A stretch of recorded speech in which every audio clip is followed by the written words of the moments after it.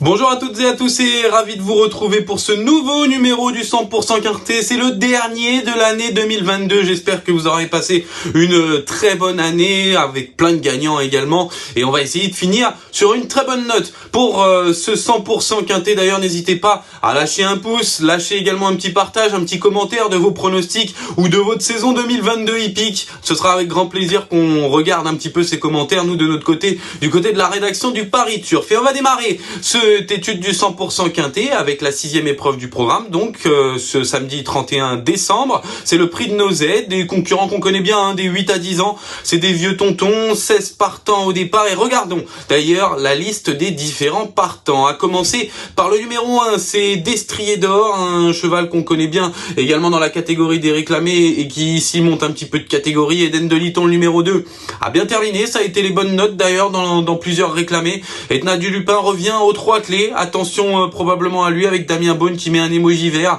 Mister Perfection, c'était pas mal. Sa 7e place avec Paul Ploquin sera associé à Nicolas Bazir. Expert Liarmus revient à Vincennes, tout comme Éditeur de la Ravelle, le numéro 6, avec Défi de la Coudre également, un cheval très régulier dans l'ensemble et associé à Paul Ploquin. Nous avons ensuite le numéro 8, c'est Franck Nivard avec Duchesse de Sassy, une jument qui reste sur des prestations un petit peu décevantes. Ensuite, dans une nouvelle partie, on a le numéro 9, Elixir d'Amanax, associé à Benjamin Rochard. Éveil du Lupin, numéro 10, Jean-Michel Bazir, qui a réussi à le maintenir au trot lors de sa dernière tentative, c'était à réclamer.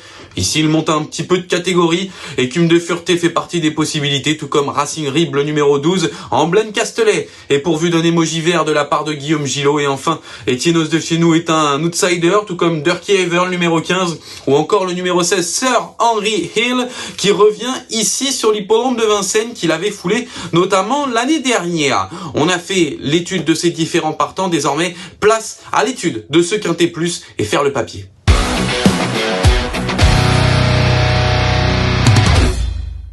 Et faisons le papier de ce Quintet Plus avec une épreuve, du coup, je le disais, avec des concurrents d'âge. C'est difficile de trouver un favori.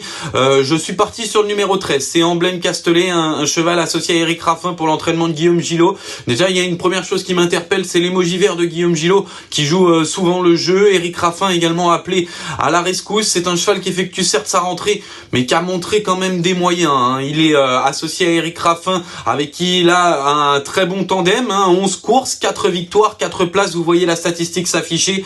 Je pense que Emblème Castelet bénéficie d'un bel engagement, apprécie la longue distance, affronte une catégorie qui est normalement largement à portée, déféré des 4 pieds, la casaque de Maxime Guyon.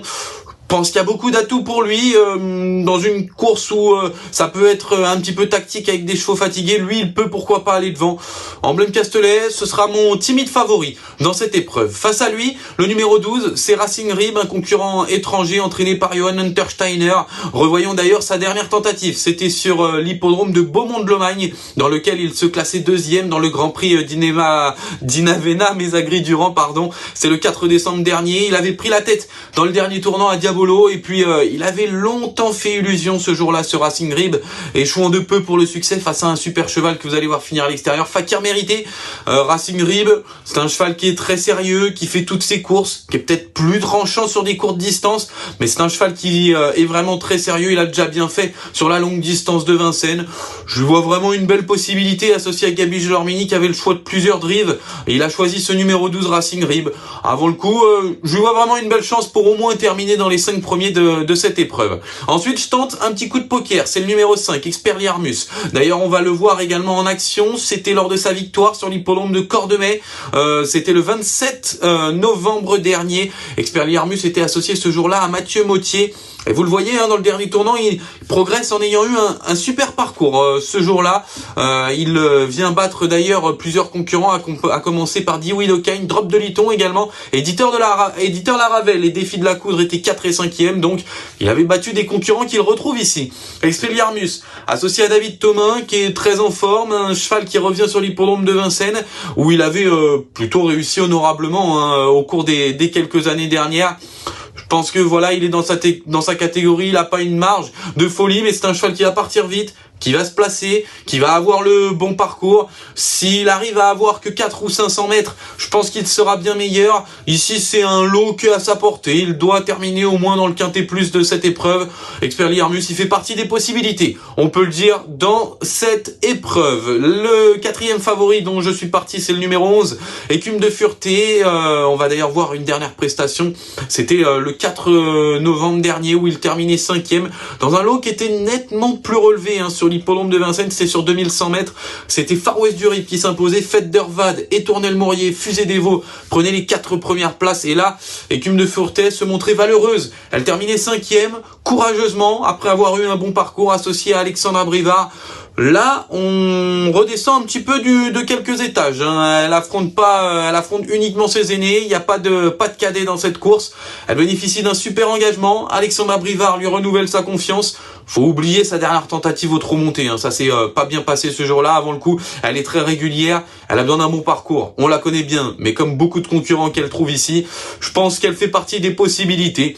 Je l'ai retenu 4e avec Alexandra Brivard qui devrait normalement lui offrir lui tirer en tout cas la quintessence. Et enfin le numéro 16, c'est Sir Henry Hill qui bénéficie ici d'un super engagement. C'est un coup de poker que je tente dans cette course. Sir Henry Hill associé à Franck Ouvry, l'entraînement de Jürgen Wellstom. Il était venu sur l'hippodrome de Vincennes en 2021. Il faut avoir un petit peu de mémoire dans les courses et il s'était très bien comporté, étant battu notamment par des concurrents comme Edshot Jocelyn. C'est quand même pas les mêmes ici. Il a couru en Suède dans des bons lots, des chevaux comme Fort Fountainham notamment, Seismic Wave qui font partie des chevaux assez valables là-bas en Suède. Sir Henry Hill, c'est un cheval qui est parfois un petit peu compliqué dans ses allures, il faut faire attention. Là, il bénéficie d'un super engagement, il effectue une rentrée mais a déjà bien couru sur sa fraîcheur en Suède. Je vois un outsider ici, moi, dans cette course, et ce Sir Henry Hill est capable d'endosser cette casquette.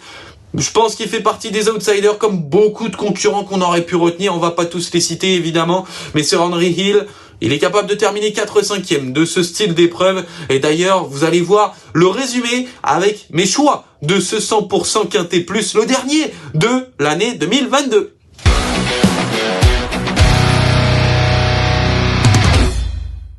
Et donc découvrez mes choix qui vont s'afficher juste en bas de votre écran avec donc en favori en 5 chevaux le numéro 13 Emblème Castelet, je le disais, je pense qu'il fait partie des priorités. Le numéro 12 Racing Rib et avant le coup la base de cette épreuve. Le 5 Expelliarmus est un cheval très sérieux et ensuite Écume de Fureté le numéro 11 qui avec un bon parcours peut lutter pour les places et ensuite le numéro 16 Sir Henry Hill qui est capable de créer la surprise, mais il y en a énormément qu'on aurait pu citer dans cette course, donc n'hésitez pas à donner vos pronostics également dans les commentaires. On va savoir un petit peu qui a eu la meilleure analyse dans cette épreuve. Et ensuite, je vais vous donner mon conseil de jeu. C'est dans la dernière course du programme. On se fait un petit cadeau. Avant le coup, c'est la belle course du jour, le prix Bar-le-Duc. Je suis parti sur Gently de Muse, le numéro 8. Je n'invente rien, on est d'accord. Mais Jean-Michel Bazir, il rend 25 mètres, certes, à Oracle Thiel, qui est quand même pas le premier venu, mais il a tellement été épatant lors de ses dernières tentatives, Gently de Muse. Je vois une course un peu tactique, avec beaucoup de chevaux qui effectuent leur rentrée ici. Gently de Muse, il va pas s'occuper de la marque du vélo, il est capable de venir devant. Je pense que Jean-Michel Bazir va en tirer une nouvelle fois la quintessence. S'il s'impose, je serais pas surpris de le voir dans une des qualifs, notamment de Prix d'Amérique Legend Race. Donc ce Gently de Muse, il doit s'imposer. Vous pouvez d'ailleurs l'associer peut-être avec un cheval comme Oracle Thiel qui sera son opposant principal, mais Gently de Muse, c'est mon favori, il est très logique. Et pour ponctuer une très belle année 2022, j'espère que vous avez passé une belle année 2022. Je vous souhaite encore à toutes et à tous de très bonnes fêtes une nouvelle fois. Merci d'être une nouvelle fois fidèle à cette chaîne qui est le Paris Turf et on se retrouve pour l'année 2023 pour de nouveaux pronostics. À très bientôt, ciao ciao. Merci à vous d'avoir suivi cette vidéo. Alors pour vous abonner à notre chaîne YouTube, c'est ici. Et pour suivre encore plus de vidéos Paris Turf, c'est de ce côté.